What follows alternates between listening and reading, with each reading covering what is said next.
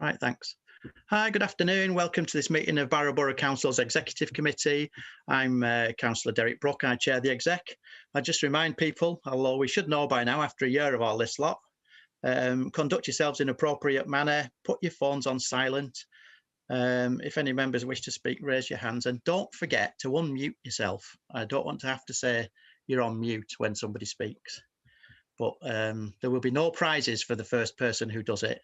Everyone will just go, oh yeah, another one. Anyway, so don't interrupt other speakers. If you lose connection, we'll adjourn for 10 minutes. So you can, we'll just have some Dua Lipa videos on for 10 minutes while we wait for them to reconnect. We are being streamed live on YouTube, so behave yourselves. I think we will have to have a mover and a seconder for most items on here because of the decision. So Democratic Services will deal with that. So are we okay? Can we continue? We've got lots on the agenda here. Let's hope we get through it all in time for council tonight. So have we got apologies? A roll call, Democratic Services. Yes, Chair. Yeah. Councillor Barlow? Here. Councillor Biggins? Here. We have apologies from Councillor Blizzard. And I'm acting as sub for Councillor Blizzard, John. Thank you, Councillor Robson. Councillor Brooke? Yeah, present. Councillor Edwards? Present. Councillor Hamilton? Present. Councillor McClure? Present. Councillor Maddox? Present. Councillor Morgan? Present. Councillor Pemberton? Present. Councillor Roberts? Present. We have Councillor Robson and Councillor Ronson. Present. Chief Executive? Present. Director Resources? Present. Director People and Place? Present. Assistant Director Housing? Present.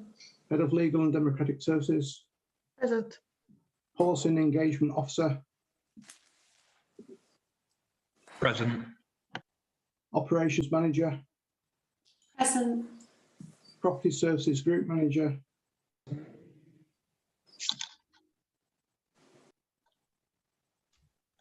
Chris? Present. Community Safety Coordinator? Present. Sandra Kemsley? Present. And we have Peter Appleton Apsley They won't be listening now. They'll come in later and on. Andrew. I was listening. Present. And Present. Andrew or Richard. Present. Thank you, Chair. Right, delegations. Anybody wish to move anything, any delegated matter to be non-delegated? Oh, Hazel. Yeah, now there's a surprise for you. Yeah. These minutes that I'm going to give you non-delegated, I'd just like to say that you as a Labour council say that you want to involve the community, but in taking everything delegated, you're stifling debate by other councillors and you're leaving decisions to a few councillors. I'd like to move that items 8, 9, 10, 14 in part 1 are non-delegated and 21 in part 2 is non-delegated.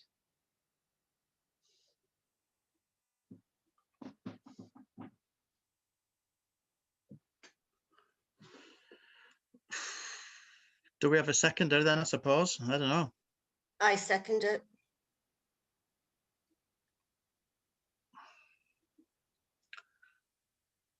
So Chair, items 8, 9, 10, 14 and 21, they are down as a delegated decision. So Councillor Edwards wishes them to be referred to council. Is that correct?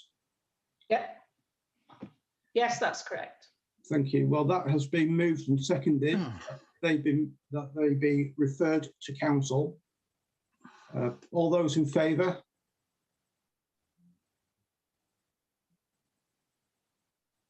Council, I think it'd be best if we have a roll call, Chair.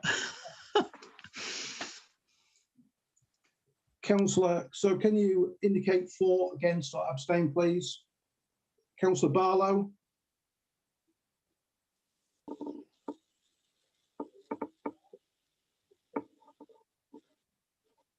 Councillor Barlow, Against.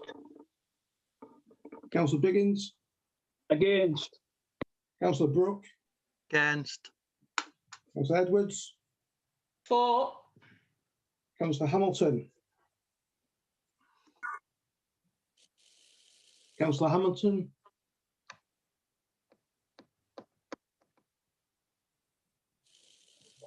Councillor Hamilton. Sorry, Chair. Sorry, Chair. Legacy against John.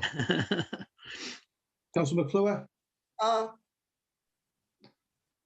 Councillor Maddox, Against. Councillor Morgan, Against. Councillor Pemberton, For. Councillor Roberts, Against. Councillor Ronson, For. and Councillor Robson. Sorry, I missed out Councillor Roberts. So it's Roberts, Robson and Ronson. So Councillor Roberts was against, Councillor Robson Against. and Councillor Ronson For. for. That is lost. 4, against 8.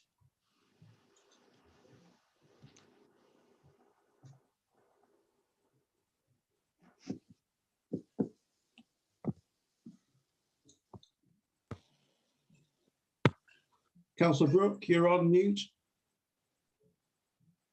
Damn, how can I be the one that's on mute when I'm supposed to be chairing a meeting?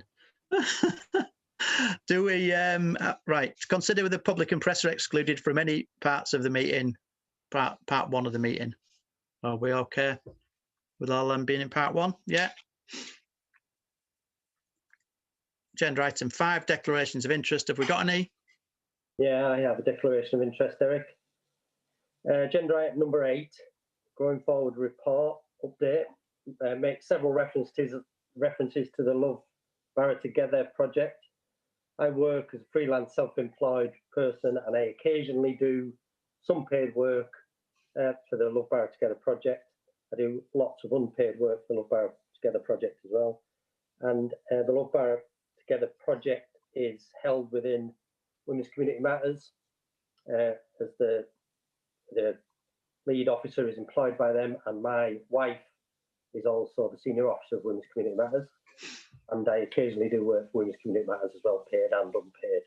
So just to be really transparent, I have a relationship with the Love Borough Together project on a paid and unpaid basis, and a personal relationship. Right, thanks. Kevin? I'd like to get an interest, Chair, because Cumbria County Council's mentioned numerous times in all the agenda reports, and I am a Cumbria County councillor. Okay. Any more? Right, agenda item 6, confirmation of the meeting, the minutes of the meeting the 10th of March 2021. Be signed whenever I can go in the town hall. Yeah. Could be a lot of stuff to sign in there, isn't there? Agenda item 7, public participation. We've had no requests to make a representation or a deputation or a petition. So we're actually finally onto the agenda. Agenda item 9, growing forward. Sam, it's all yours. Thanks, Chair. Good afternoon, everybody. And in terms of the Growing Forward report, once exec's finished, and depending on what you agree, I will share the report with all councillors, and I'll make sure that if any councillors want a briefing on it or any part of it, then we can organise that so that everybody's fully cited on the report. But just really, I mean, I think when we put this on the agenda a couple of months back, I didn't recognise that this would actually coincide with the National Day of Reflection.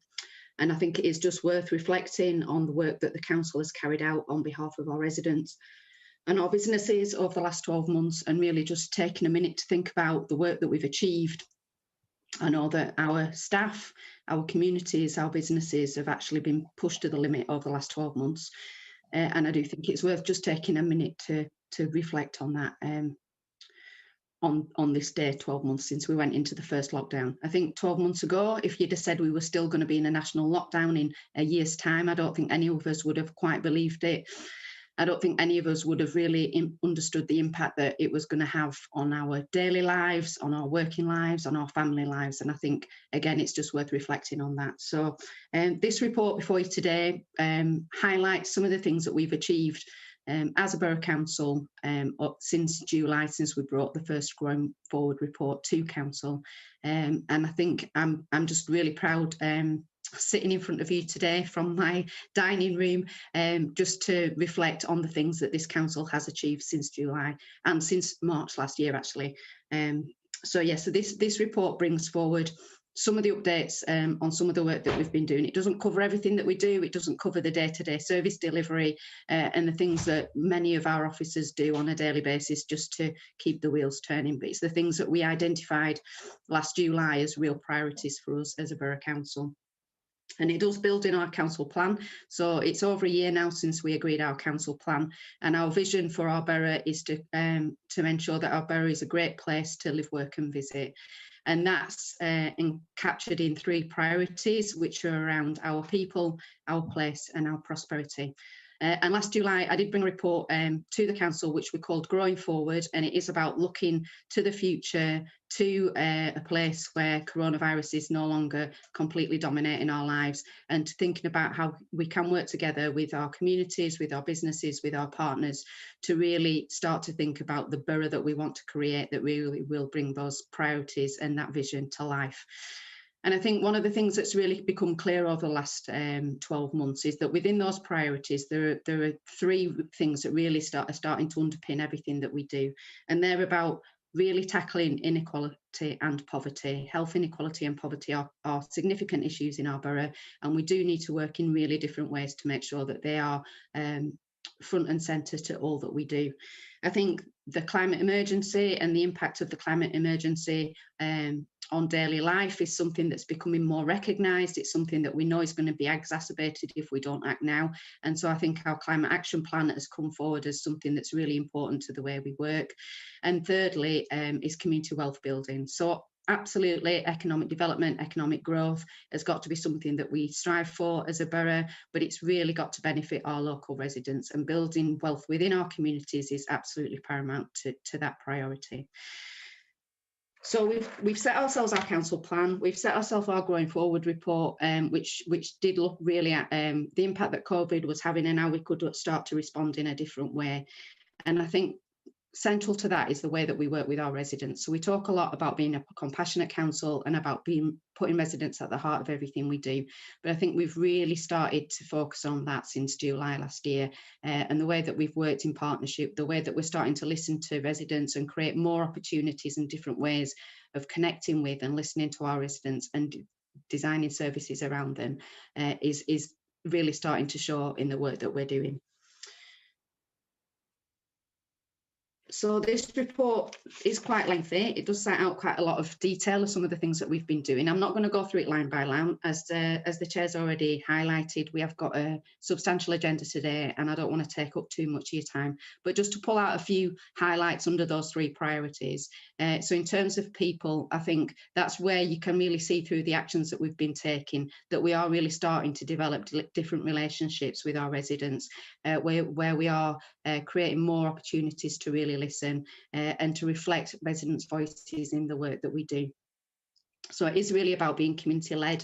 It is really about putting residents first and about, you know, taking off the lanyards and really just being here to work for Barrow. And some of the things that we've been talking about as an officer group for a number of months now is that if you work in Barrow, then you work for Barrow, and it doesn't really matter who pays your wages. We're all here for the same reason. We're all here to make our borough a better place and to support our residents and our businesses.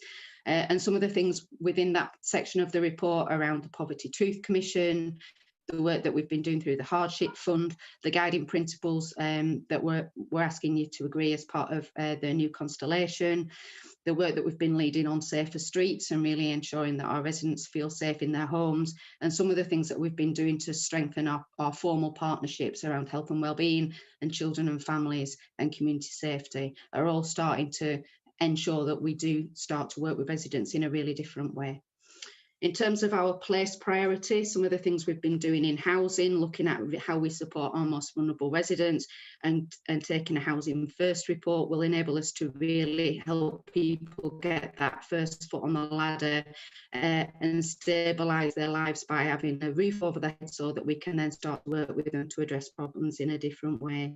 Through this executive over the last few months, you've seen numerous reports on enforcement policies for waste, for litter, for dog fouling, for a whole range of different issues. And they'll all help us, give us the tools and give our residents the tools to really create clean, welcoming neighbourhoods where people want to work, want to live. I've already mentioned climate change and the work we've been doing around our climate action plan, and work's really starting to progress on some of those key initiatives now. So we have secured the funding for Low Carbon Barrow. We've just appointed a project officer to lead that work. We are looking at community forest initiatives and various other initiatives that will really drive forward that climate emergency work. Having vibrant town centres is really important to us, and we've been doing a lot of work through the Towns deal.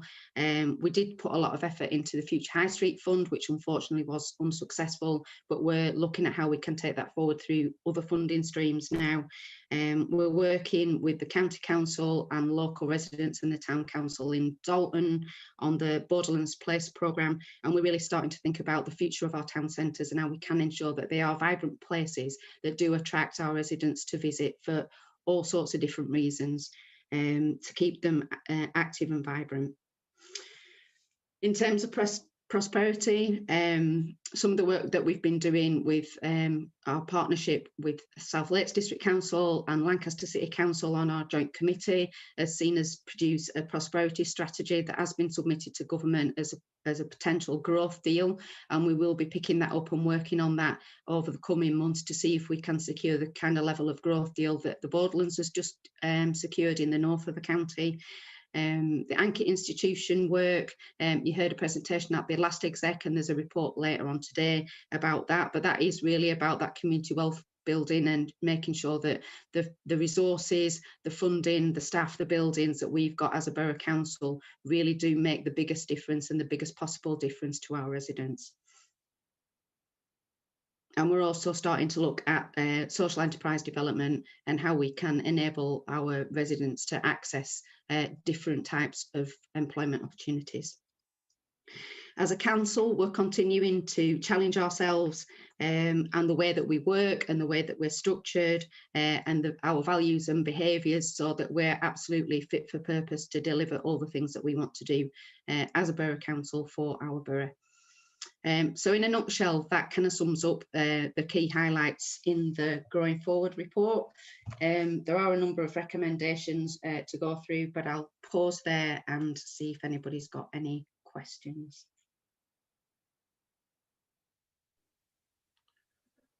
Right, thanks, Sam. For anybody actually watching on YouTube who just likes to attack the council and say, what do? You never do anything, everything's your fault. Go and have a look at the report on the council's website.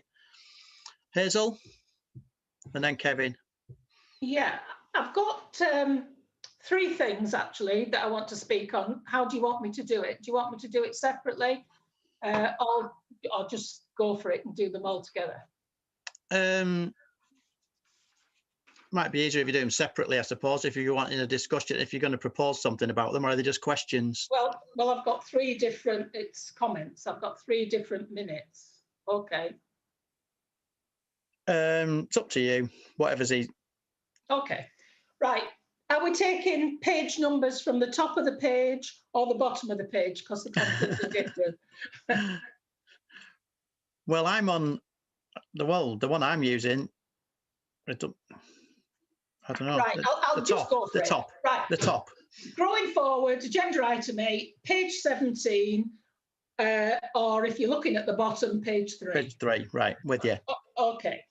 Accelerated town deal funding. Going to be used for wellbeing spaces in Barrow Park and Vickerstown Park and to enhance community spaces in the town centre. No objection to that at all. But are you going to ask local councillors who know their areas and residents about the community spaces? And could I ask, what council funding are you going to direct to the wards of Harcourt, Roosecourt, New Barnes, Dalton and Askham, because they're all forgotten areas that do not get any funding. Okay, do you want me to go on to the next one? Yeah, go on. Right, the next one, I'll pull the two together, which is page 18 if you're going by the bottom, and page 36 if you're going by the bottom, Barrow's new constellation. Let's be quite honest to the public and straightforward about this new constellation idea. Let the public know what it's all about. Personally, I feel it's a socialist agenda to dismantle democracy within the council. It was 14 people who included within the 14, 2 officers, 1 person in receipt of government grants, and another who works for Cumbria County Council. They worked under the guidance or influence, however you want to call it, of Hilary Cottam, a non-Barrovian from the south and a known Labour supporter. They sailed in an imaginary boat looking up at the stars. 14 people from a town of over 60,000.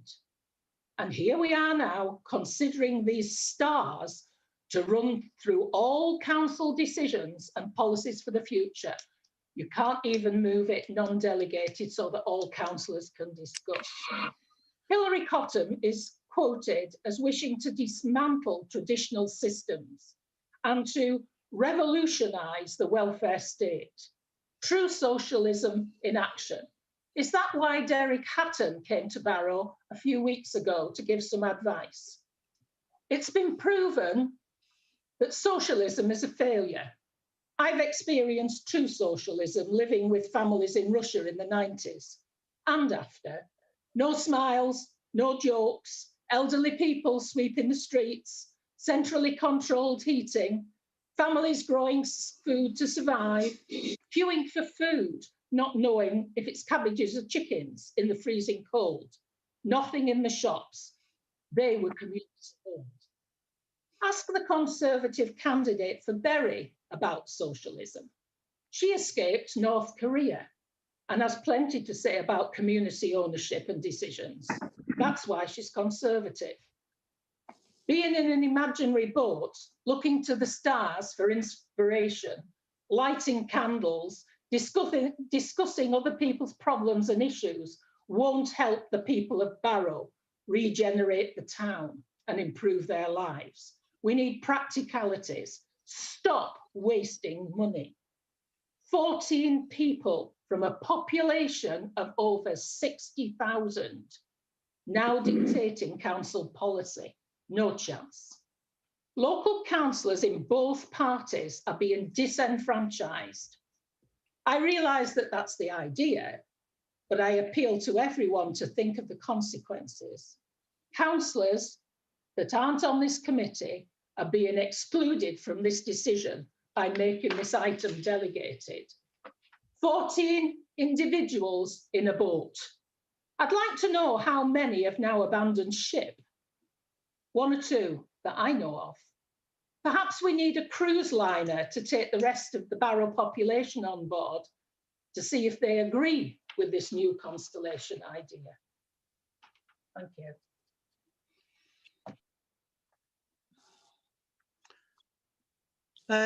Thanks, Hazel. I wasn't expecting all that lot. That was exciting. With regards to the first bit about the parks, we are looking at providing these healthy things. I can't remember what you call them now. These things, the things that we're putting in the Vickerstown and Barrow Park around the borough. We're just trying this first, so you can say certain wards don't get things if you want, but it's not actually true. As to the rest, all councillors were invited to a presentation by the Constellation, and they're not dictating council policy. I mean, the delegation to various committees has been agreed by everyone. So, you know, anyway, I don't know if Sam wants to reply as it's her report.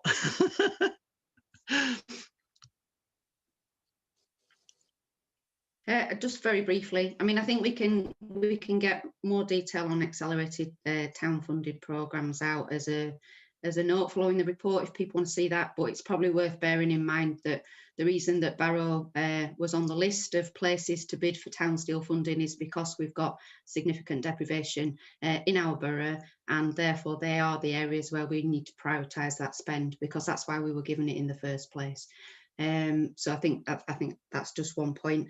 In terms of the constellations, I would love a liner to take all of Barrow on that same journey. That would be a fantastic idea, Hazel, if we could get funding for that.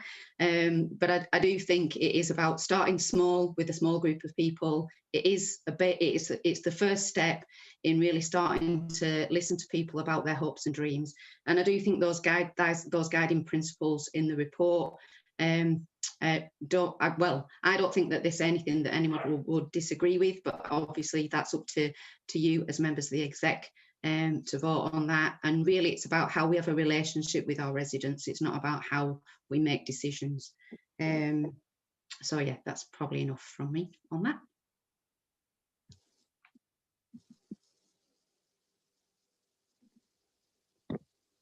Right, there's a few hands up on here. I'm not entirely sure what order they went. Oh, right, Lee, I think next. So some have gone down. Right, Lee. Thanks, Chair. I'm aware that we've got a lot on the agenda, so I didn't want to say a lot on this subject, despite the fact there's masses of good stuff you could pick out of the report.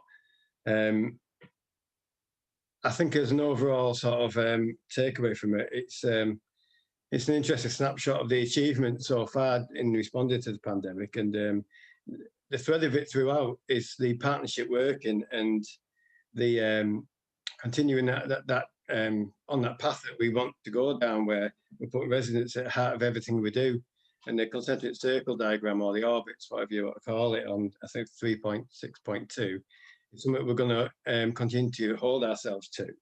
So I think throughout all the achievements in there, and it'd be hard to pick out anything, but it must have been quite a heartening experience to update the report, I would expect, because to go through that process and reflect, not generally, but in precise detail, about how we performed. And the council's done amazing work. I don't want that to be overshadowed by not talking about the report in full and in length, because we're short on time in the meeting. But I recommend that anybody that wants to pass around that report, just pass it around. I hope all staff have had a good look at it and they can be proud of the achievements and know that we're proud of them and their achievements so far.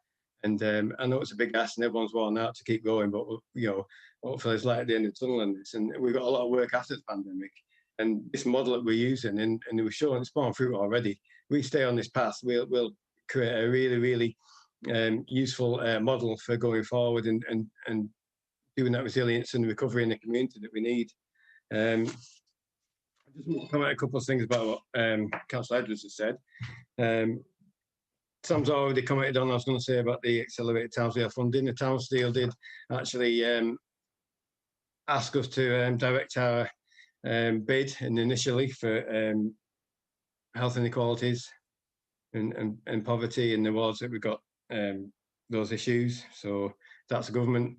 We're just following government guidelines. I don't think we would have done any different anyway, to be honest. But spending other areas, well, to be honest, before the pandemic, when Michael Marmot put his update, the 10-year update of his report about how health inequalities and life expectancy and how poverty isn't linked to work anymore. It's all it was a devastating picture of life before the pandemic. So if we don't get those areas right in Barrow, I don't think we're right to move on to any other areas personally.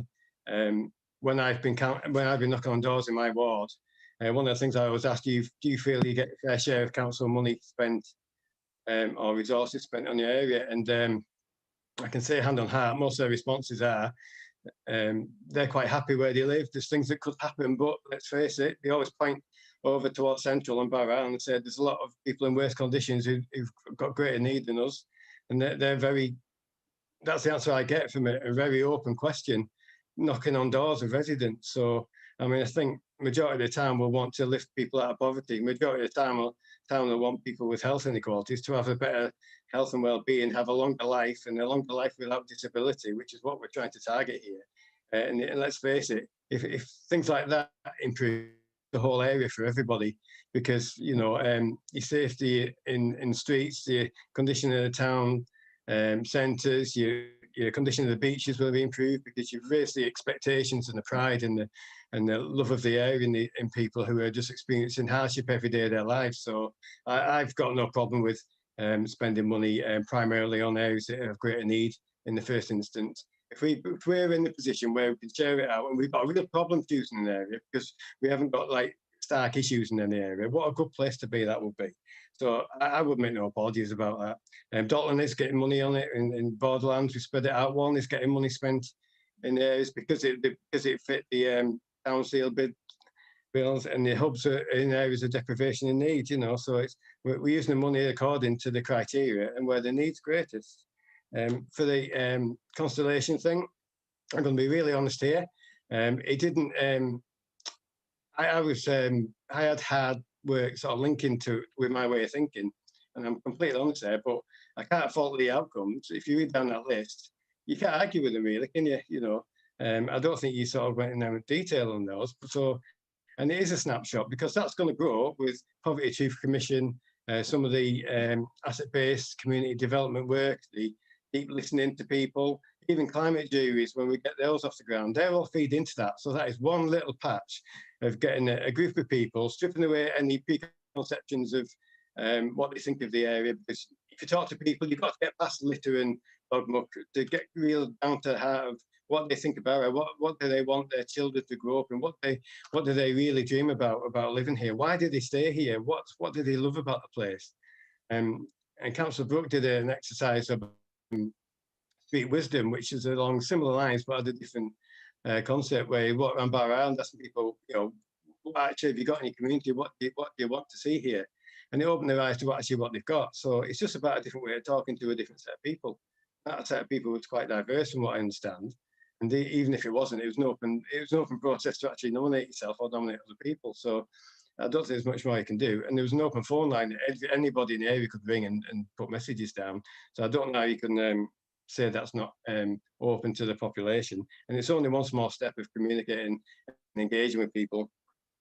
The Hilary Cotton stuff, she's got a radical view of what you could do differently. Not radicalism, it's different, that, isn't it? So she's saying you could do differently. She's actually carried out experiments doing things differently with really, really heartening and positive results. So, I mean, it's up to us. There's no democracy is not being destroyed by having some principles that come from our residents. I completely disagree with that. And they're disenfranchising councils. Well, we can't have every councillor of every ward in every meeting for every decision. It's up to the people on those meetings to brief and do pre-meetings for your group. So if you have a pre-executive and you have all your councillors in, that's where you brief them on it and you take their decisions forward. That's what we do. We have the decisions that we make based on discussing it with our group. That's how it works. You can't have every council in every meeting. You can't have every decision thrown up to full council. It just grinds to a halt. So our best practice is replicated through other councils. LGA have looked at what we do twice now recently, and they've not highlighted any concerns. So I think we're on the right track, and I don't see there's anything broken here, and I've got nothing to worry about. I won't even go to about the conditions in Russia compared to our lifestyle. I don't know where it's come from. I think that'll do for now. Thank you. Yeah, I've still got these visions of our council leader on the balcony outside the town hall with all the troops coming down Duke Street. You've frightened the living daylights out of me, Hazel. I'm sorry. Who's next? Kevin. Oh, he's on the phone. Steve. I was just going to say a little bit of what Lee just said at the end. I'm not quite sure how we got from consulting people about their aspirations and dreams for Barrow to North Korea and Russia. I don't quite see the comparison. There's a young man I saw on that new Constellation project who talked about wanting to leave Barrow and having been involved in that project to give him new hope to stay here and live his life out here. And it's a young voice that I'd never have heard if it hadn't been for that project. It might only be one voice, but I needed to hear it because I'm an elected member. It's got nothing to do with radical socialism or whatever Councillor Edwards was referring to. It's certainly got nothing to do with North Korea or Russia or anywhere else other than Barrow in Furness. It was a young Barrow in Furness man telling me what he thought about this town and what will make him stay here and how much he wants to stay here if he can. And that was something we really need to hear. It was inspirational and he was aspirational for the town. So I don't quite know how we got from that kind of listening exercise to the weird and wonderful world of Councillor Edwards. And the other thing about the radical socialist Hilary Cottam, I'm pretty sure she's been consulted by this current government. So they obviously think she's a real radical socialist as well. Thanks, Steve. Kevin, are you back with us yet or not? Thanks, Chair. I didn't realise it's going to get this exciting. Just a couple of points there on the page 39 or page 25 with the Poverty Truth Commission or whatever. I'm proud to say that the Barrow Local Committee put £10,000. I know I'm being parochial, Chair, but I know it's Cumbria County Council, but it's actually Barrow Local Committee. There's no one from Carlisle put that money in. It was actually Barrow Local Committee, and so if it would be possible through John to change it, and can I just go through, and it's the same as Hazel was saying there about a big ship turning up. I wish there was a big bus going to turn up and take 55,000 of our residents to Burnley for the coronavirus jab. And about mental health problems and whatever. I can remember capitalism in Barrow in Furness. What the lads be doing on Monday was the show. I tell you what, there was 14,000 people walking across that bridge, unemployed and whatever. And they're going about sharing things around and being the... I'm actually chairing the Borderlands meeting tomorrow, where the community partnership are coming together to tell us what to do. And not forgetting, it was the Barrovians that fought hard to get a share of Borderlands. And that took some doing to get £3 million to plough into Dalton and whatever.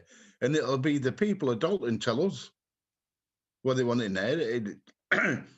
And to go on about the different communities, during lockdown, I've missed, and the same as Lee, and amongst other people here, Bev and everybody else, community social meetings, where the people actually sit down, where you take council officers in there, county or borough, and they tell the problems and whatever, and hopefully get sorted out. So we do look after our communities and whatever. I'm sorry, Chair, but you're going about mental health problems. Fancy opening up a thing there saying, please go for your vaccination in Burnley. I was quite lucky. Mine was in Morecambe. Absolutely crazy. Anyway, thank you.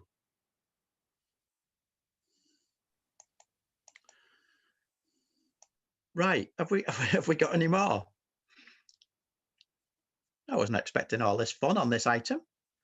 Anyway, right, now do I have to, right, I need to have a mover and a seconder for the recommendations, please. I'll move it. I'll second it. Mr. Right. Chairman, can we take the 3 items separately? Is that possible? Well,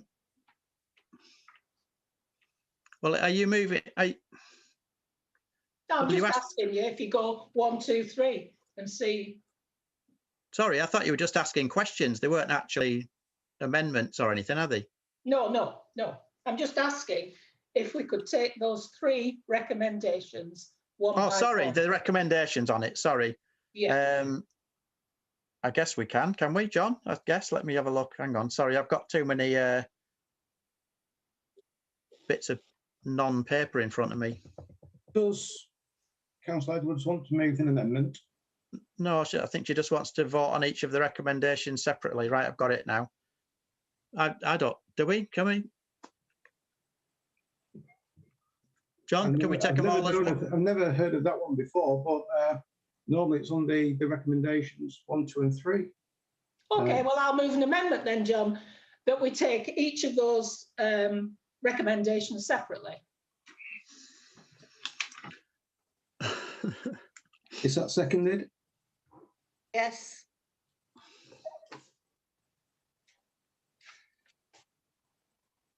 thought I was trying to make it easy.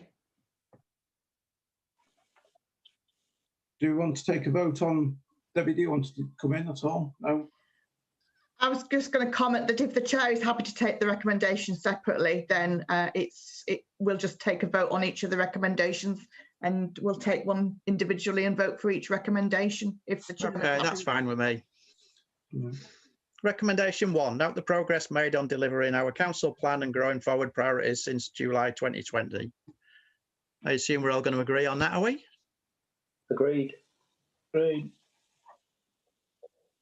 Right. 2, note the progress to secure funding to start the Poverty Truth Commission. Agreed. Agreed. Yeah. 3, ensure the guiding principles established by the borough's new constellation are used to build a stronger relationship between everyone with a stake in our borough as we create a brighter, more compassionate, caring future.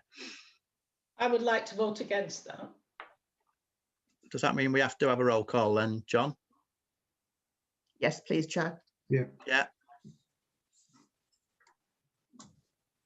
Okay, so we're voting on recommendation 3. Could you indicate either for, against, or abstain? So councillors Barlow, For. Biggins, For. Brooke, 4, Edwards, Against? Hamilton, For. McClure, Against. Maddox, For. Morgan, Pemberton, Against. Roberts, For. Robson, For. Ronson. Against. That's 8 for and 4 against. It's carried.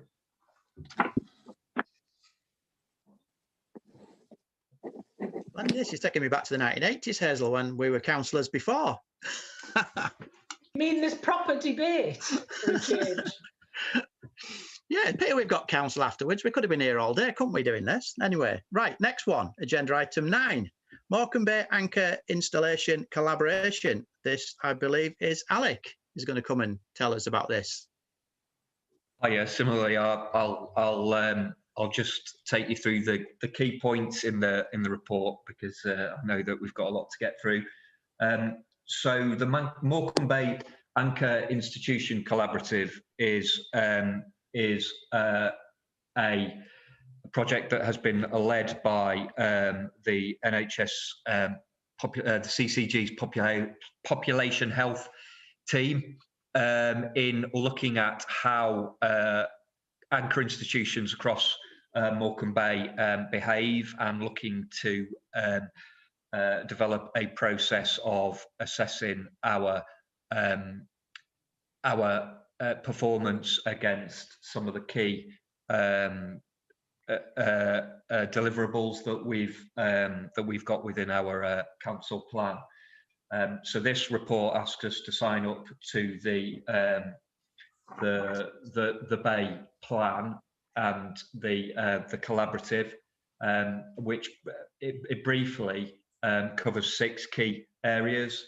1, to widen access to quality work. 2, to purchase and commission services for social benefit. 3, to use buildings and spaces to support communities. 4, to reduce environmental impacts. 5, to work closely with our local partners. And 6, to reduce inequalities. And within those 6 key facets, there are some further detail that is included in the appendix, and that's appendix 2, but also some cross-cutting, 6 cross-cutting key principles which touch across all 6 of those, because obviously none of those are done by anchor institutions in isolation.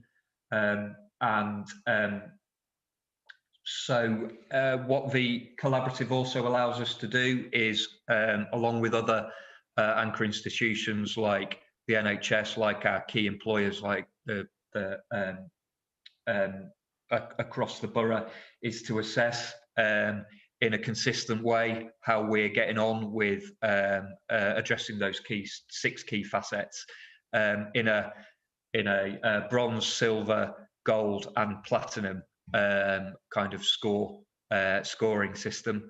And again, we would retain the ability to prioritise and look at which of those key facets we want to prioritise and work on. And again, I think that is really, really important to link this with not only the Growing Forward report that you've just voted on, because the vast majority of those six key facets are the things that we've identified back in July as being key to recovery, but also I think all six of those touch on pretty much every aim that we have in our current council plan. And so I think that this is a method of really allowing us to look at what we prioritise, look at how we're delivering it, and look at how we're getting on with those priorities, and allow us to compare and contrast with other key organisations across the Bay footprint.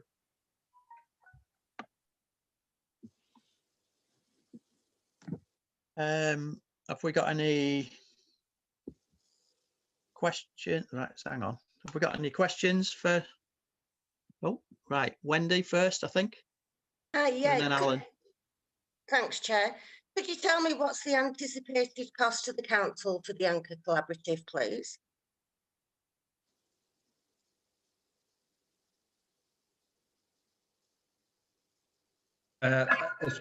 If you'd like me to answer that, I think that we are working towards these things anyway. So I don't see there being any major cost other than minimal officer cost for assessing how we're progressing against those six key facets.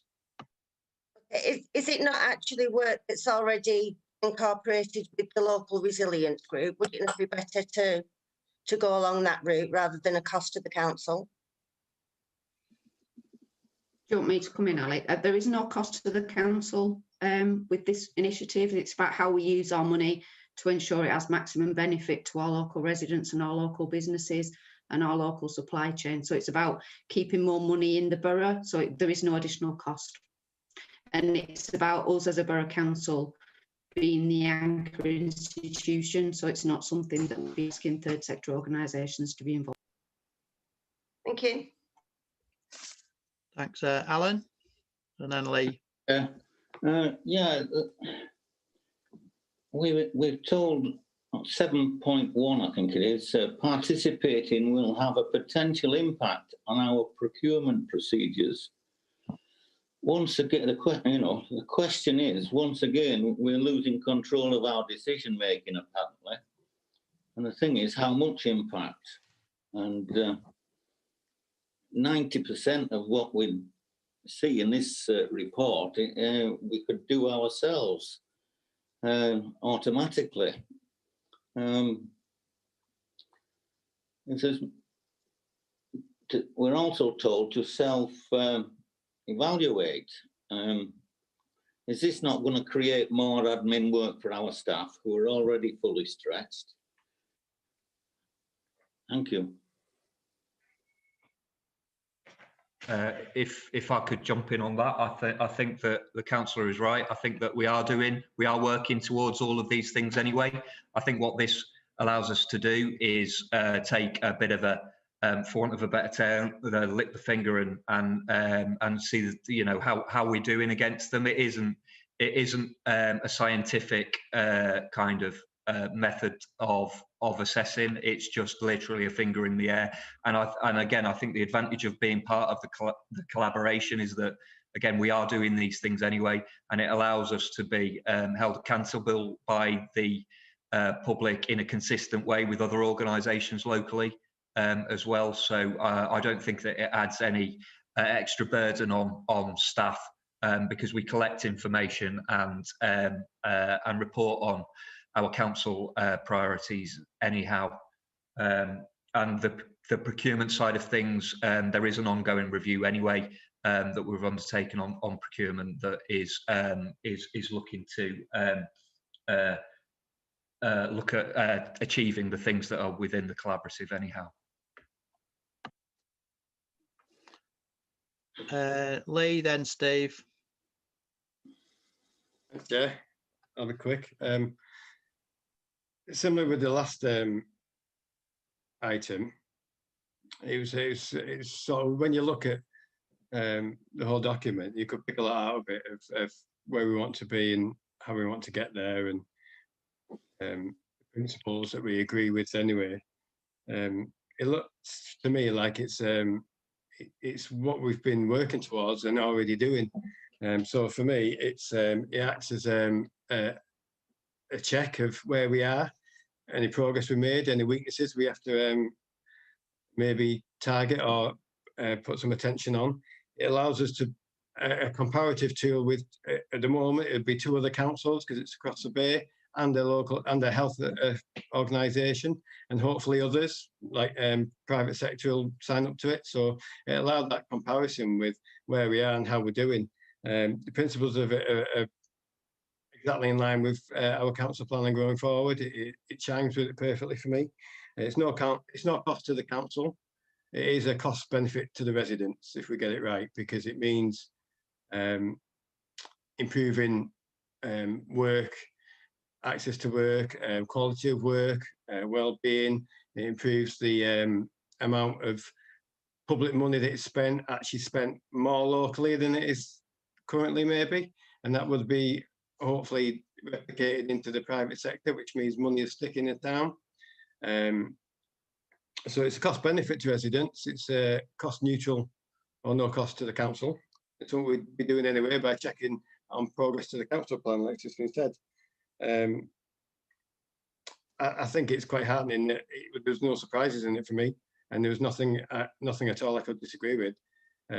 It's that direction of travel we're going towards, and it provides that way of comparing how we're going, and hopefully we can get more organisations on board with this, and it could be a collective effort to make sure our communities and residents benefit from a lot of the work and spend that does go on just in procurement. It doesn't change the procurement in any way that we were going to anyway, because it's value for money. To my mind, value for money in spending isn't just the cheapest, it's actually the benefit for your residents. So it's getting your quality of service, but also that money isn't going outside of the area when you're paying for services.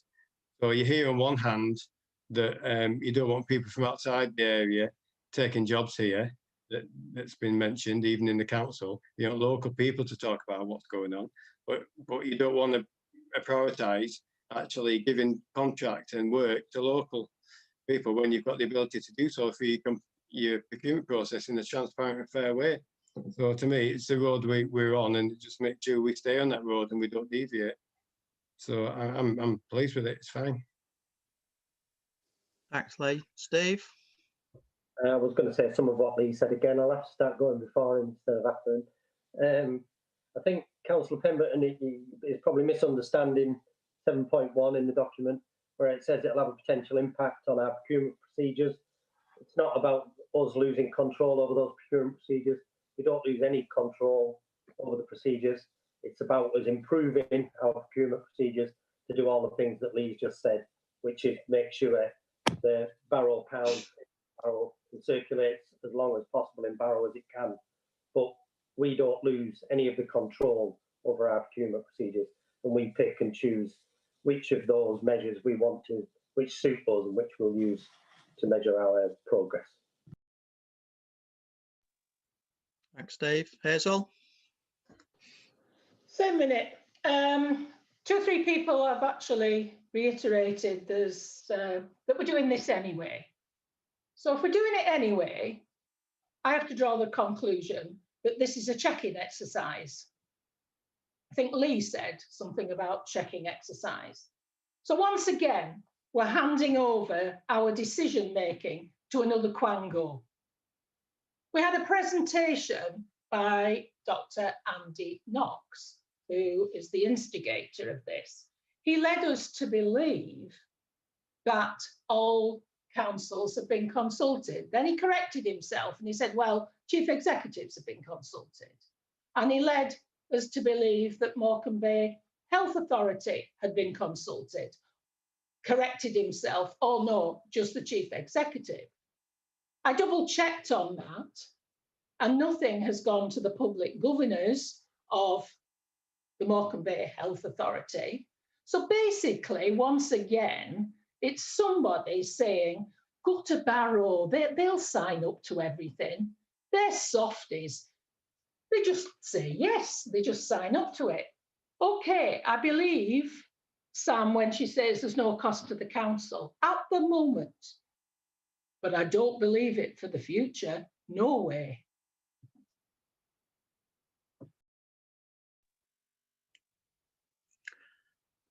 Any more?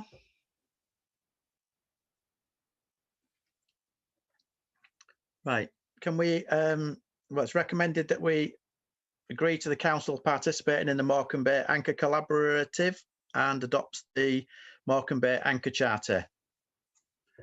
Do we have a mover and a seconder, please? I'll move it. I'll second it. Are we agreed? No, I don't No. agree. Okay, does that mean we have to have a vote? Yeah, Yes, Chair. The motion has been moved and seconded. Please could you vote either for, against or abstain? Councillor Barlow, For. Biggins, For. Brooke, for, Edwards, Against. Hamilton, For, McClure, Against. Maddox, For. Morgan, Pemberton, Against. Roberts, For. Robson, For. Ronson. Against. That's carried 8-4, 4 against. right, agenda item 10, Community Wealth Fund Alliance. This is Alec again, I think. Yep. So again, just briefly, and I will remember to read the recommendations this time, Chair, apologies. The report is asking Barrow Borough Council to support the Community Wealth Fund Alliance's campaign, calling on government to use dormant assets to create a community wealth fund that would be targeted to 225 of the most challenging wards in the country, of which we have one within our borough, Barrow Island. The Community Wealth Fund Alliance is asking government to create the fund using both £500 million in the National Debt Fund and the up to £900 million that will be available initially from the next wave of dormant assets, and make that available to the relevant local authorities where their wards qualify. So over 380 civil society, public and private sector organisations have already signed up to support this. And then there's a list of 26 councils which are detailed in the report that have offered their support to the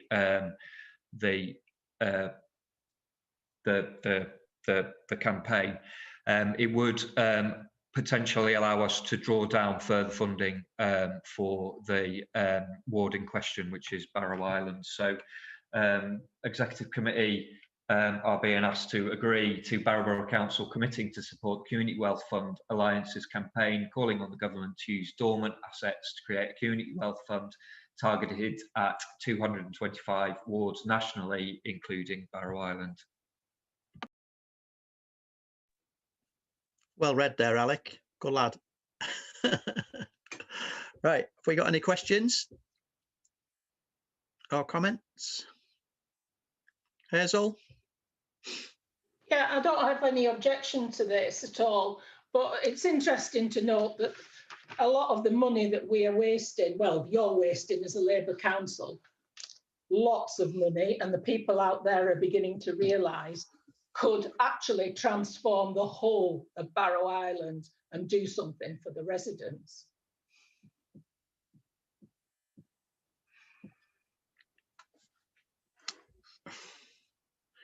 I'm not sure what that meant, but anyway, never mind. Steve? Can I ask Councillor Edwards to put a figure on that and tell us where the money is being wasted and how much it is?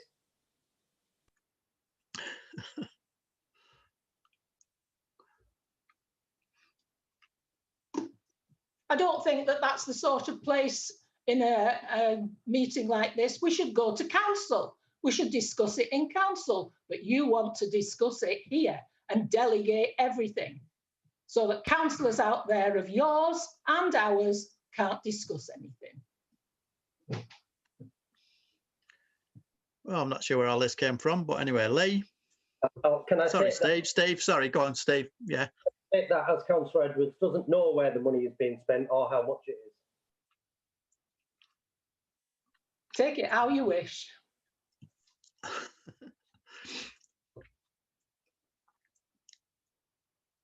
Lee?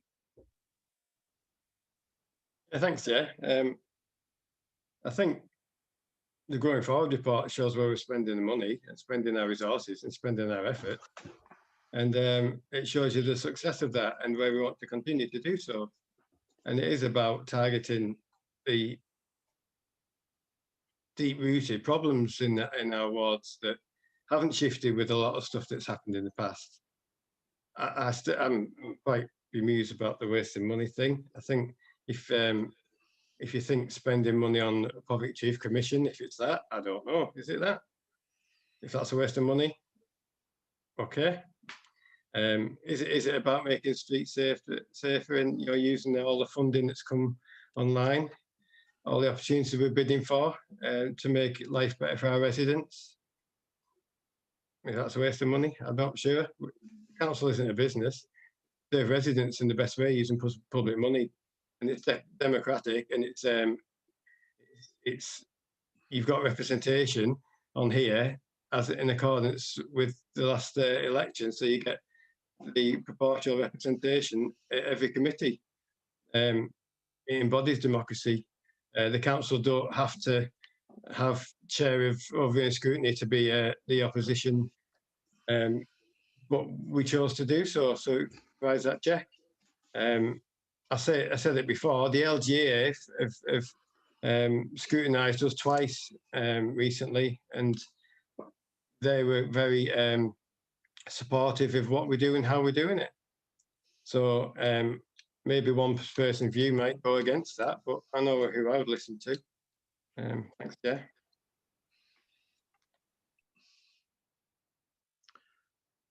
Got any more questions, comments? Do we need a mover and a seconder? I'll move it. I'll second it, Chair. Do we agree or do we need another vote? Agreed.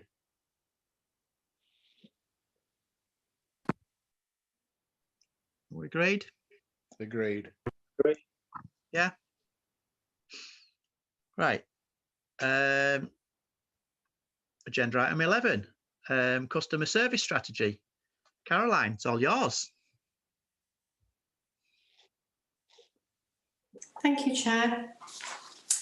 The customer service strategy, we had a customer focus group which was set up in September to review the services that we actually have in place at the moment across the council, and with a view that we would pull together a draft strategy as something to start with really for the customer service review. What we want to do in line with our council plan, growing forward report and the constellation, is to look at all the services across the council, putting our customers at the heart of what we do, and really build our services around the customer going forward, rather than in the past. I think it's fair to say some of our services we fit the customer around the service that's there to make it work. So we're wanting to do a full review of customer services across the council. Part of that, we want to engage with customers, and we want to see what members think of the draft strategy, to give you a chance to have your feed back into it. but also to hear the customers' reviews, work with all managers across management group so that it's a document that's embedded into all our services. We have looked at things which we know are working really well, some things that are working not as well as what we would like. Where we've got gaps, I think we've all brought up that we do miss the central reception, a central access point coming into the council to be there to welcome people. We take on board that all of our customers are different, that some people want more online facilities and make it a lot easier with working maybe shifts and being able to access 24/7 and be able to make payments a lot more streamlined. Where we also recognise, especially within housing, and I know Revs and Bens have taken that on board as well, that we've got a lot of very, very vulnerable customers that do not want to access us online and do want face-to-face. And we need to try and gear up our services so where we can have customers online, you know, we enable people to do that, but also make sure we've got resources to help vulnerable groups to access services and be able to work with us as a council. So we pulled together this draft strategy. It very much is a draft. It's got, it's quite brief as a strategy, but we wanted it a document that would be used, not something that was very lengthy that managers wouldn't work with. But it's got guiding principles through it of how we want to engage and consult. And the recommendations really are for members to provide the reviews on the strategy, agree a final strategy will be brought back in July with all the consultation feedback within it, and an action plan to assure effective implementation throughout the council will be brought back in August. And that's it really in brief. Right, thanks, Caroline. I think we all agree. We obviously need to adapt to life. Lots of us do things online now, but not everybody, and we need to be there for everybody, however they want to access our services. So I think this is a positive step. Was anybody got any questions or comments? Lee? Just a very quick one. We've known it's all needed a rejig when, you know, people have said, you know, yourself when we could go in the town hall, if you remember back that far, how it was often confusing, especially for visitors. You know, even the LGA said that when they were trying to get in, things like that. So we knew we had to address it, but and this is the right way to do it, about asking residents, and you framed it really well about we used to maybe fit the service around the customer. But I did want to just say that it's worth reflecting that if you go back maybe a year and a half, we've come a long way already. Our social media and our comms and things and engagement with residents has come a long way. So I don't want to let this. I mean, I think it's a good draft, and it'll just grow, I think, and just change, and it'll become it may put us in a better place. But I didn't want this to pass without acknowledging we have made great strides already. And in the pandemic, how we've engaged with residents and how we've put things online about doing the grants and stuff like that, and we've managed to actually have to be agile and suddenly working from home and taking phone calls, and we're having to adapt to using Teams to do the internal and external comms. And so there's a lot of things we've done, and there's a lot of things that we should be proud of. And we just need to get to the point where we're actually pleased and we're comfortable with how our residents can access in a multitude of ways. And like you said, the main thing is to make sure that we're looking after all the needs of the residents. So if some have different needs or different ways they want to access things, we need to incorporate that. And whether it's different languages or different abilities, or to make sure it's just inclusive. So I think we're on the right track. I think it'll bear fruit very soon. But I think we need to acknowledge we have come a long way already. Yeah. Thank you. Thanks, Lee. Kevin? Thanks, Jay. Fantastic document, draft document or whatever. And just thinking about the community and whatever, not everybody's, well, most of the people like me are Luddite and whatever, they're about their computer, but what a godsend it would be open that central reception up there for people walking in, and hopefully we've been talking about citing adult services, children's services. Just go in there as a one-stop shop, which has been a dream of ours for a long time, for people going in there. Instead of being a passport service, get them cited in there and we can do absolutely wonders. Instead of people phoning up here, phoning up there, phoning up there. Just one contact point and it'd be absolutely a godsend to our residents. Thank you, Kevin. Thanks, Kevin. Steve? It's just an observation, really. I was just really pleased. I think the strategy is great. I was really pleased seeing it referenced to a friendly face and a smile when people come in. I think that's only a little thing, but it's really, really important. And if we get those things right, it transforms the way people perceive the council. I'm really pleased about it. Thank you. We got any more comments or questions? Move the report, Chair. Are you moving that, Kevin? Yes. Seconder? I can second. All agreed. Look forward to further reports coming and the centre of the town hall opened up and going in there with every random query that I can invent. Thank you, Chair. Right, next one. 12, Cumbria Coastal Community Forest Proposal. This is Chris. Thanks, Chair. A brief report here on an update on a proposal to develop a community forest in Furness and West Cumbria. And what I'm asking members to do is firstly support the principle of establishing a community forest. Secondly, just to note and endorse the actions that have been taken so far by officers. Thirdly, to agree a suggested way forward.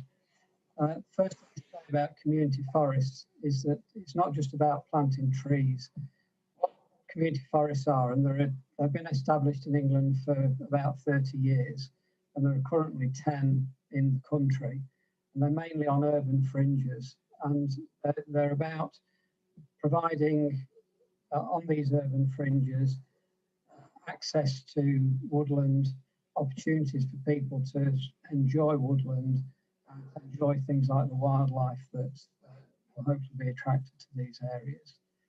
There have been some discussions ongoing for a little while now between local authorities in Barrow, Copeland and Allerdale and organisations in the third sector and the arts sector, and about a proposal to create a community forest in West Cumbria. And as Sam said in the Growing Forward report, this would support some of our objectives under the climate change policy. And what we've been working on is developing an expression of interest that will be put forward via the Community Forest Trust, which is the umbrella organisation for community forests in England, to DEFRA to seek funding to take the project forward in a practical sense. And this will need to be a financially accountable body. It's been agreed in principle that the most practical thing to do with that is for Cumbria County Council to act as a financially accountable body. But this won't be the sort of final say in terms of governance of the project, assuming that any funding is successful. And there'll have to be more work and agreement on how a governance structure would work. So, what I'm asking you to do is just endorse that action that's been taken so far. Endorse Cumbria County Council acting as a financial accountable body, but also endorse the overall principle of establishing a community forest in Furness and West Cumbria. Thanks, Chris. Have we got any questions or comments? Kevin? Thanks, Chair. Absolutely brilliant. It's been endorsed by all the Cumbrian MPs and the Lake District Planning Board and National Planning Board. But there's also some funding coming available, Chair, starting from April. The Local Authority Treescapes Fund, which is available to 300,000 available at each authority. The funding will provide an opportunity and complement the local community endowment fund. We like to ERDs. There's another one, Green Recovery Challenge Fund, pollinator for plants, which is on about verges and whatever. And through the Borough Council, we've established well, establishing a tree task group. And I like to see these fundings go into the task group and whatever, and we can open up to make an environmental fund so we can benefit. Start from there, Chairman, and we can open it up bit by bit, and we can go around the communities asking what they want and where they want it siting or whatever. So we're on a winner here, so absolutely brilliant.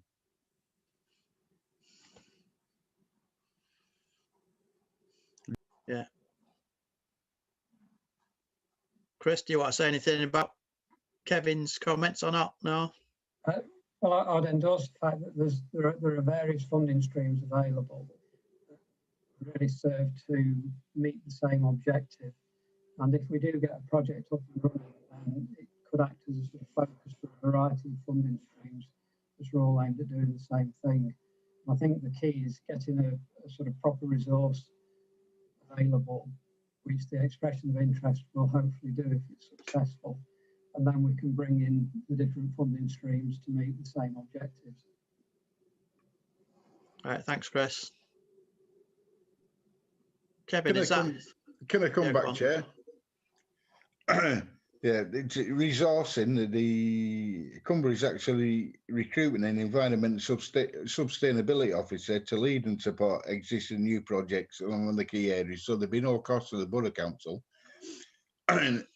And I've asked for the Ellen Duxbury, who's the development manager of Cumbria Wildlife Trust, to come to the local committee, and if possible through Steph, we can invite her through the tree task group to put the case. And part of the priorities for this, and it is critical, the criteria, is we've got to work in partnerships, all the councils and whatever. So the stronger we can get together to present the case, the better we all are for Barrow Furness, including Dalton and Askham. Thank you. Thanks, Kevin. Any more? Right. Do we need a proposer and a seconder again? Yes. Got a proposer. Propose it, Chair. Yeah. Kevin, seconder. Yeah. Me. Steve, yeah. We all agreed? Agreed. Yeah. Agreed. Splendid. Right. Next one. Safer Streets Fund round 2. This is Joanne. Hello, thank you, It's all Chair. yours. Thank you very much. I will be brief, I promise. I will try. Okay, so this report, as an overview, recommends that Exec Committee agree a bid to be put in place for round 2 of the Safer Streets funding. Just to give a very brief background, we are currently working on round 1 of Safer Streets funding. It's a partnership bid led by Cumbria Constabulary, also with Cumbria County Council and ourselves, and we're delivering initiatives in a very targeted area in Central Ward. And the project is based on burglary and looking at ways to, first of all, ensure our community feel that they're safe in their own homes, as well as carrying out those initiatives to actually make them safer. So it's perception and also the physical act of making a property secure. Round 1, we received just under £17,000. So not a huge amount of money, but we have really been instrumental in developing the project. Obviously, COVID did make all targeting our community very, very difficult. You know, I'm sure everybody around the table agrees with that. So we really have worked very hard to deliver a community-based project which is really linked with those people who really need the help. And we've had some fantastic feedback and comments and statements. So this round 1's coming to an end at the end of March, and we are now looking to submit a bid for round 2. Round 2 is slightly different in that the local authority can be the lead. And really because of our success in round 1, we're looking at submitting a bid as the project lead. It was actually something, a comment that our chair made in another meeting, was that sometimes in our borough we start initiatives, they're really well received, and then because of funding it all grinds to a halt, and we're really keen not to repeat that. You know, we really just want to build on the good work that has already taken place. So we're looking at moving in round 2 into 3 areas: Central Northwest, Hinepool West Central, and Hinepool South East. These are all, I've put my teeth in for this, lower super output areas. And the reason why these particular ones have been chosen is that we consulted with the Office of the Police and Crime Commissioner to identify key areas, and these 3 areas all have crime rates higher than the national burglary crime rate in the UK. So, you know, really key areas for us to deliver on. The project itself will be similar in what we did in round 1. So it will be community volunteer based, because we really found that's been a fantastic way to engage with our community. So we already have a team of 10 volunteers, some who live in the areas targeted, others outside, so really, really good mix. We want to retain and then recruit a further 10 volunteers, so we'll have 20 in all, and that's an absolute minimum. You know, we are going to strive for more. These volunteers will then go out and about in our community and offer crime prevention surveys to individual households. And actually, while we're there as well, just really identify any other community issues which, you know, our residents may have. And we have a really good network of partner organisations, so we can really refer people into other organisations where, you know, other help is needed, such as we've worked really strongly with Age UK, helping our older residents in the community. Excuse me. Once those crime prevention surveys are completed, they'll also identify if a property needs what we call sort of target hardening. So an example that we found from round 1 is the majority of houses that we did survey, over 70% had insecure back doors leading into the backyard area. There was also issues with very poor lighting as well. So we have a budget per household that, you know, if it's identified initiatives are needed, then we can carry out the work. We have a team of trusted contractors who have worked, you know, amazingly during lockdown. You know, all credit to our partner organisations we've worked with. The third part will be property marking. So we will, again, with our team of volunteers, we'll be going out and about in our community and actually registering the kits through our volunteer network and explaining through full training how our property can be marked, and then if it is ever stolen, you know, there is a high chance it can be returned to the rightful owner. So a number of partner agencies, too many to mention, have worked, you know, through round 1 and will continue to work with them through round 2. The project's due to start in early June and it runs for a year until April 2022. At the time of the report, we were looking at putting a bid in for roughly 400,000. We've kind of looked at our figures now, and you know, we're currently at 385,887. That is being tweaked daily as we go along, as these things do, very flexible. There is also a 20% match funding, which is a requirement of the bid. This wasn't in place in round 1, but is a requirement of round 2. But that can include funding in kind. So, for example, we've used a large amount of volunteer time based on national minimum wage calculations, etc. And we've also used, you know, office space here as well as management contribution. I guess what I should have said right at the beginning is that the PCC need to endorse the bid. And this, at the time of writing, time of writing this report, we hadn't submitted it to the PCC. That actually went in on Friday, and they've endorsed the bid straight away. So they came back on Monday to say they were happy. I think with one typo, which is completely my fault. So, you know, so very pleased with that. And then as long as exec committee are happy, then with a few minor tweaks, the bid is due to be submitted on the portal this Thursday. Thank you. I apologise for going over my time slot. Right, splendid. Kevin. Thanks, Chair. I'm not being flippant, Joanne. I live in Central Ward.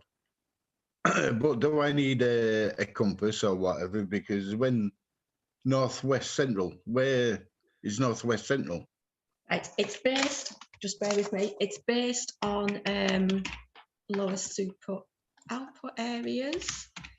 Sorry, my computer's decided just to freeze itself.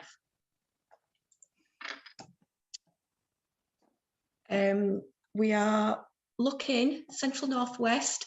It's between Hinepool and the old Arthur Street area. Chair, would you like me just to quickly drag up a couple of maps which If you show could, the areas that would be great, rather than me trying to pinpoint streets. Yeah. I know the way around or whatever, but it'd been far easier if it had been a map on the report or the streets concerned. Yeah. Well, Alex, Yeah, put a map up on the screen so we can have a look. No, so what I'm saying, Chair, is if I get pulled and someone says, oh, Northwest Central, how do I turn that and say, well, go and have a look at a map or whatever? I'm just saying it would have been easy if the map or the streets would have been on the report. Yeah, point just leave it there. Fantastic report. Absolutely brilliant, but it'd be make it easy for us. Alec, are you getting a map up for us? We have a map. Do we have a just map bear now? with me. I've got three which I can just talk you through the three different areas. So 3 maps. Oh goodness me. 3 maps. Right, go on then. We don't do anything by halves. Okay, is that showing?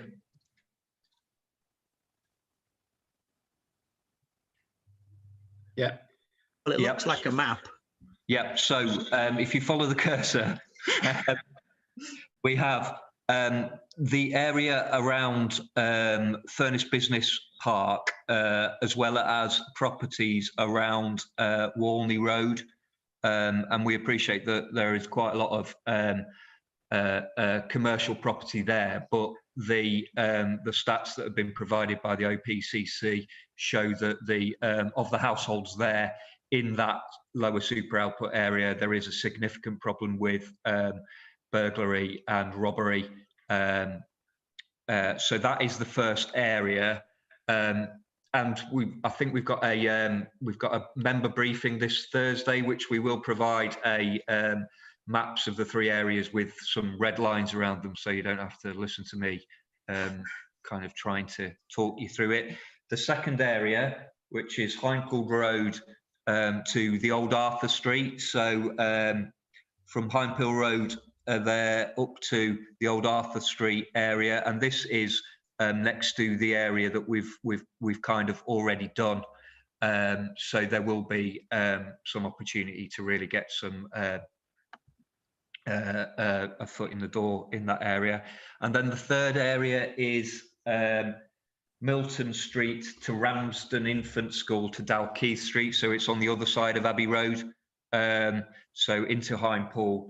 And again, that was showing quite significant burglary and other crimes. So. Yeah, just to add really quickly, the stats we were provided did include, as Alex said, residential and commercial. But after discussions with PCC, we decided that it was for this project we should really concentrate on residential. We felt that concentrating on commercial was just a step too far and would remove the real core aim of the project. So we have concentrated on residential. Right, thanks, Joanne. Thank you. Have we got any more, Lee? Yeah, thanks. Just very quickly. I think it's a real shame, wasn't it, that the pandemic sort of spoiled how we were planning to do this, but taking that into consideration, I think you've really done a good job. Thank you. Yeah, the project initially, if you sort of look, when we looked back at the round one, what we said we would do, it was very much about community events, volunteer door knocking, obviously face-to-face engagement. And we had 2 weeks of the project, then we went into lockdown. So we just had to really use our initiative and look at other ways to engage with our community through actual targeted approaching, and a lot of social distancing. So it has been challenging. We would have preferred to have more of our volunteers involved, but that just hasn't been possible. But it just means that they're even more eager, to be out when it's round 2, when they're actually allowed to be. Thank you. Yeah, that's the beauty of having those opportunities, isn't it? That we can sort of expand it out. I know that the areas picked themselves using stats. I think that was obviously, and the with it being acquisitional crime rather than other sorts of crime, it's important, I think, that the model we pick could be could lend itself to other types of crime or feelings of feeling unsafe or safety walking home, because use of volunteers and getting community engagement and making the community have a voice into these things. Yeah, that's really important to start forward, because if you sat down and said we're going to give you some money to do safer streets, you wouldn't necessarily have just focused on acquisitional crime, and that might have opened it up to other areas and the sort of things we've seen recently in the press about certainly for women feeling safe in certain areas of society or certain situations. So it's something I think which hopefully will roll on when the funding is used up. Yeah, hopefully. And I think it is very, very positive that our volunteers, the male and female, a very wide age range as well. So they really do represent, our community to the fullest. No, that's great. And the other thing, I've had good feedback from a couple of residents who said to me about having like new back doors and things like that. So I've had some photographs sent to me sort of on social media. And also they're using a local firm to do so, which is, again, harking back to procurement and using local firm and make sure what we spend in sticks in the area and benefits other people. It is, yeah. We've used 2 local contractors. We've also engaged with Age UK's handyman as well, which was quite a new initiative, which also, helps with onward referrals. So it has been really positive to use those local tradespeople. Good. So fingers crossed we get the funding. Thank you, Chair. Thanks. Well, I guess we'll get a very quick decision on this, will we, if it's supposed to start in April? I'm nodding. Splendid. Well, let's hope we get it. Any more comments or questions? Right, are we all agreed, or do we need a mover and a seconder? Yes, please. Move We have a mover report, then. Chair. Move the report. Kevin, seconder.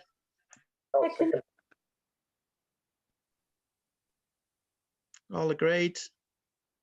Pretty hard to be against it, isn't it? Especially the PCC are already supporting it. Right. Well, let's hope we get it, and then we look. It's in the morning. We've got a briefing, haven't we, about the current one? Yeah. So you should have all have had an invite to that. I think it's at 10 o'clock in the morning. I didn't make that up.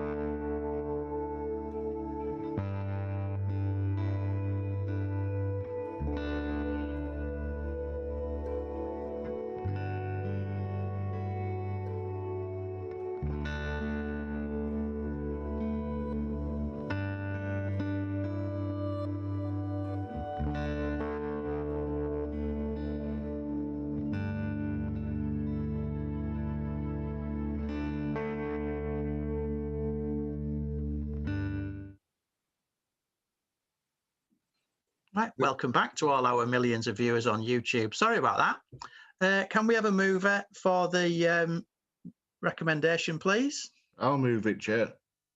And a seconder? Chair. All agreed? Agreed. Agreed, right. We're back on schedule. There you go. We only lost about 30 seconds. Right, what's the next one here? Organisational change policy. Welcome again, Sue. Thank you, Chair. Yeah, this is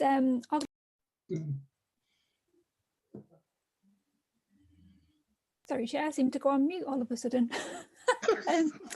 So yeah, this is a policy review. We've had this policy a number of years and it changes over time to reflect best practice. It sets out the framework we will use to change structures within the council, so staffing structures essentially.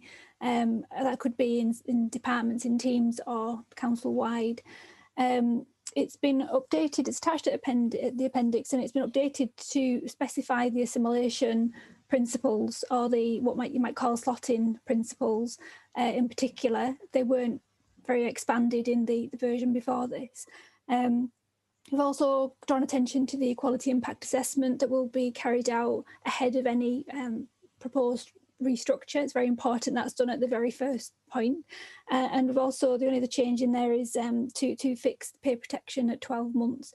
It previously said up to, and we're sort of recommending that we fix that at 12 months. That's what's been used in more recent times, that we've had a decision to make around pay protection. So it's kind of established practice, but this policy didn't reflect that. It's still had up to, so we've fixed that. As this is obviously a policy that affects staff, we've consulted with the union, and the union's comments are summarised at 3.9 within the report, with management responses to those questions and challenges at 3.10. The union have accepted the responses from management. There's no changes flowing from that, but we very much need to be on the same page with the union in terms of what the policy does and how it will operate. So we've been through that process, and obviously anything like this goes through our liaison meeting, we have a management union liaison committee, and we've had some particular meetings around the changes that we've made.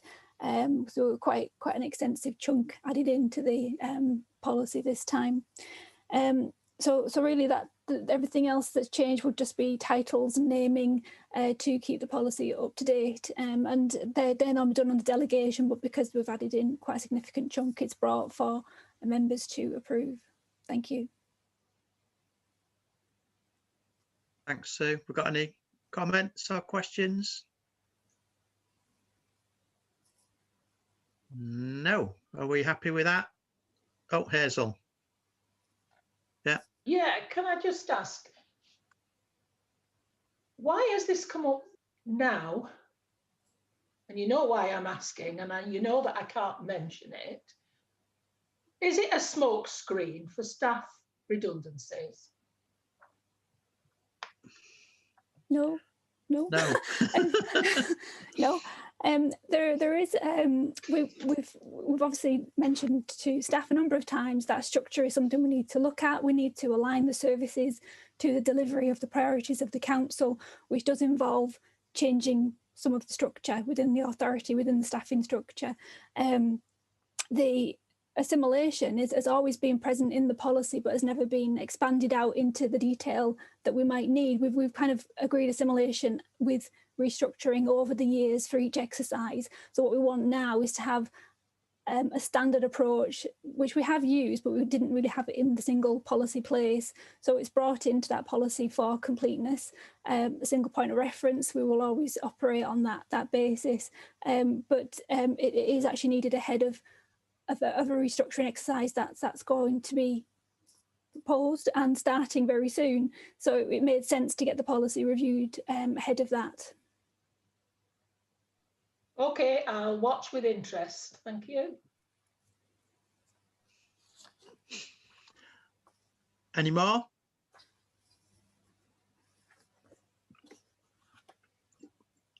So we have a mover and a seconder, please. I'll move it.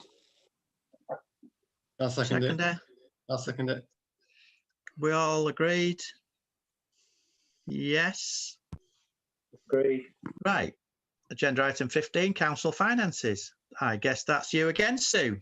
Yes, Chair, thank you. This is the quarterly finances. It's a slightly abbreviated report. There's just an awful lot of work going on within finance with closing accounts and budgets and grants and everything else. So I apologise, it is a bit briefer than usual. I've done the usual comparison of subjective level to look obviously at like employee costs, transport, supplies and services, the usual headings. There are no overspends. We don't permit overspends within our budgetary control system, but there are a few areas where there are underspends. Some of those will correct before the end of the year more than they appear to be. I mean, obviously we've got a profiled position, but particularly the employee costs line is showing quite a big difference. It's like under my 10%, but it is quite high value. And that is from a number of vacancies that have been carried throughout this year. We have received funding for COVID, which has covered some staff costs as well. So that has freed up our core budget, but only for this year in effect. Vacancies is something that happens each year on their own. We sort of budget for the full establishment, but you assume you're going to have full staff. So where we haven't, that's where we've seen some underspends. So the whole position will be reviewed at year end. We have got a huge increase in budget because we've got all of the COVID grants and reliefs to take into account. So the budget goes from the original 10 million up to 48. It's a little bit higher than that already. It sort of moves every other month. So to give a revised budget position, it is the 47.82 million. What I would say is that the business support grants may not appear in the council statement of accounts. Government have yet to decide on that point, but throughout the year when we're returning our monitoring into government, we've been asked to set aside the business support grants. They're also reported in, but they're reported separately to our own core budget and our own COVID spend.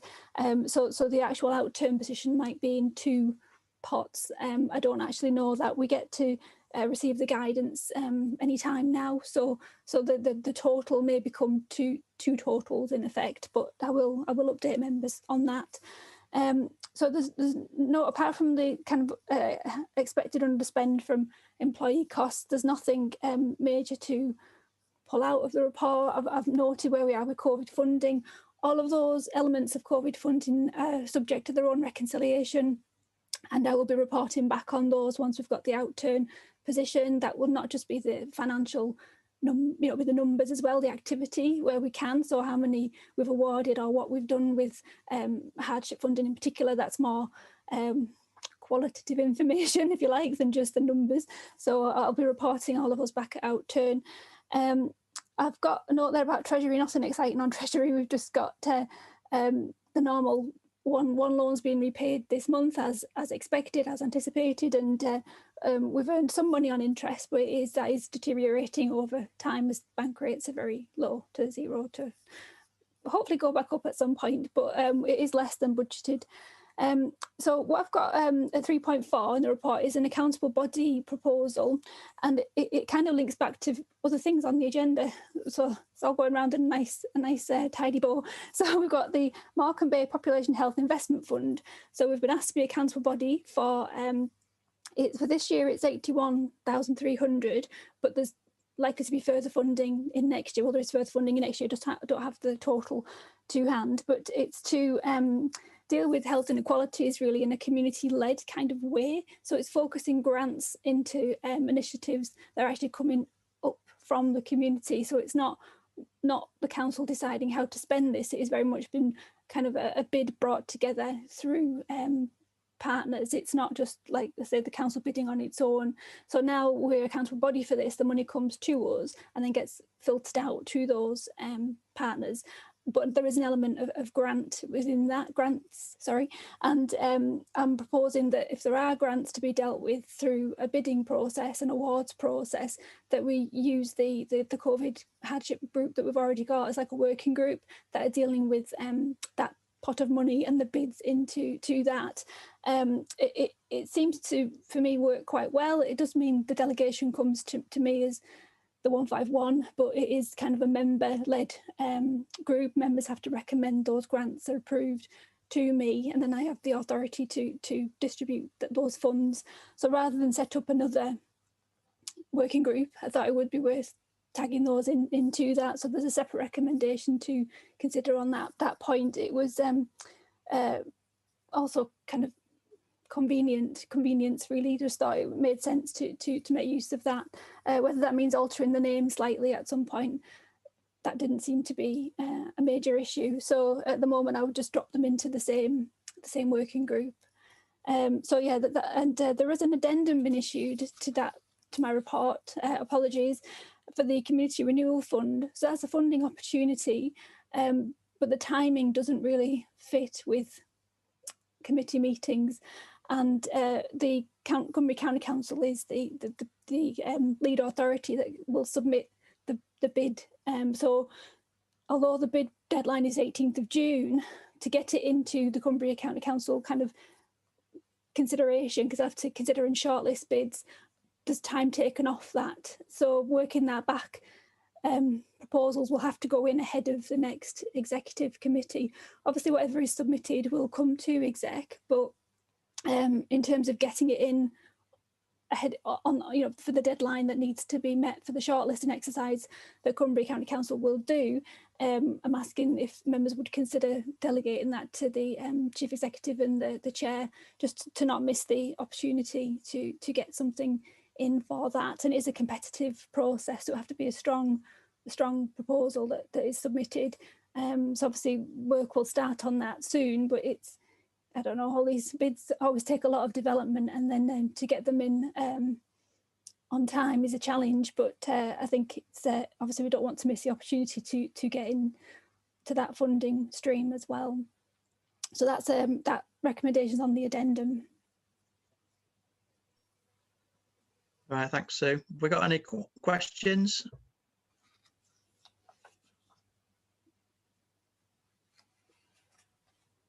No, we're happy with all that a lot. Do we need to have a mover and a seconder again? Yeah. I'll move it. The report, Chair. I'll second it in that case. Right. We're all happy then? Yeah. Splendid. Agenda item 16, local government reform consultation response. Sam. Finally, you get to do something instead of just sitting there watching. About time. Thanks, Chair. Yeah, so as you all know, we've been talking about local government reorganisation since the 9th of October last year. The council did agree our proposal back just before the 9th of December, which was the government deadline. And altogether, 4 proposals were submitted for different shapes of local government reorganisation in Cumbria. The government came back to us just over a month ago and said all 4 proposals would be now subject to formal consultation, and that formal consultation period runs from towards the end of February until midnight on the 19th of April. So just as a reminder, the 4 proposals that have now been submitted for Cumbria are the one that Barrow Borough Council is supporting, which is the Bay and North Cumbria, which would see 1 unitary covering Barrow, South Lakeland and Lancaster, and 1 unitary covering the geographical area of Allerdale, Copeland, Carlisle and Eden. There are 2 other unitary proposals that stay within the county boundary. One would see a unitary covering Eden, Carlisle and Allerdale, and another covering Copeland, Barrow and South Lakeland, and that's been proposed by Carlisle and Eden councils. There's another one which would cover Carlisle, Allerdale and Copeland as 1 unitary, and then Barrow, South Lakeland and Eden as a second unitary, and that's been proposed by Allerdale and Copeland. And then there's a single unitary option where the whole of Cumbria would be covered by 1 unitary, and that's been proposed by Cumbria County Council. So all 4 proposals have been seen to meet the government's criteria, which was about improving local government services, demonstrating credible, commanding significant local support, and covering a credible local geography. So we as a formal consultee, the Borough Council now needs to respond to that consultation process and say what we think about all 4 proposals in Cumbria, and obviously with North Lancashire in our proposal. So the deadline is the 19th of April. Obviously, we're working on these proposals now. We're doing a lot of consultation. So councillors and officers are involved in consultation, both open consultation events, but also specific conversations with key partners like health, the police, fire authority, local councils. So there was an event last week for the Cumbria Association of Local Councils, which had about 220 representatives on it from our parish and town councils across Cumbria. There's a third sector event later on this week, and there have been a number of different presentations. So we're letting people know what our proposal is and pointing them in the right direction for the consultation. The formal consultation on the government's website is a survey which contains 6 questions, but there's also an email address where people can write freehand whatever they want to write and post that straight to an email address. And we are encouraging all ward councillors to let your residents know, let any community organisations in your patch know that consultation is live, and that more that we can generate local support, then the more favourably the government will look on the consultation process. So we are, as we are going out and talking to people, we're using that information to refine our response to that consultation.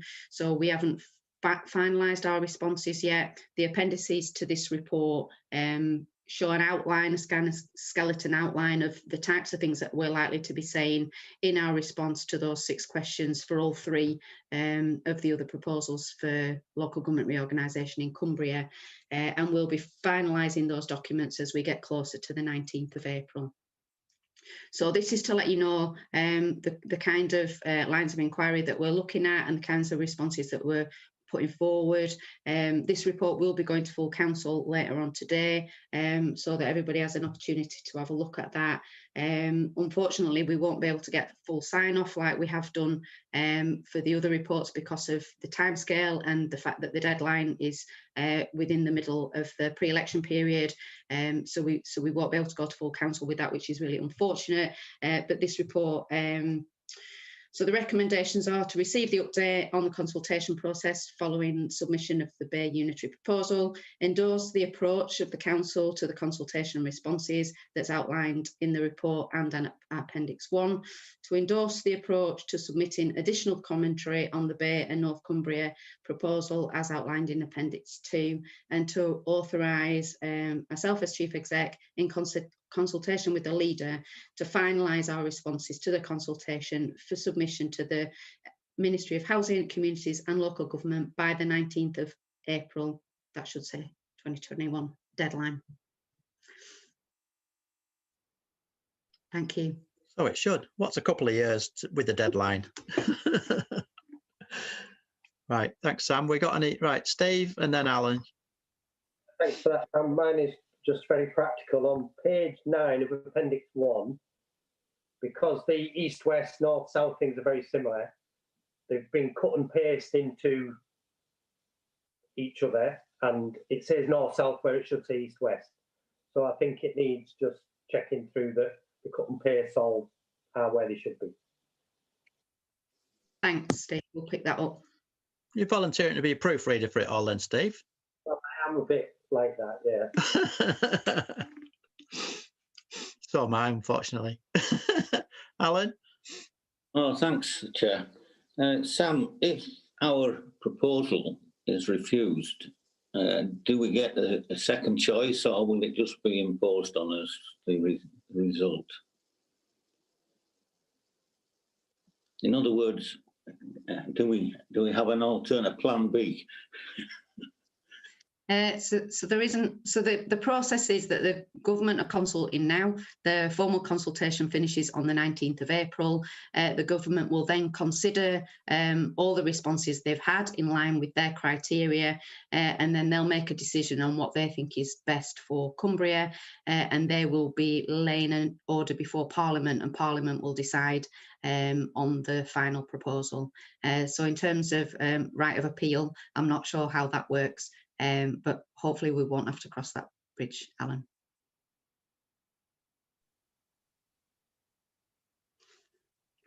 Any more? Right, we're happy with this as our response. We obviously have discussed this numerous times in numerous meetings over the last several months, so it's not exactly new, but so this is going to council for approval. So I think, right, we have to have a mover and a seconder again, don't we? Yeah. Somebody going to move it? Seconder? I'll second it. Right.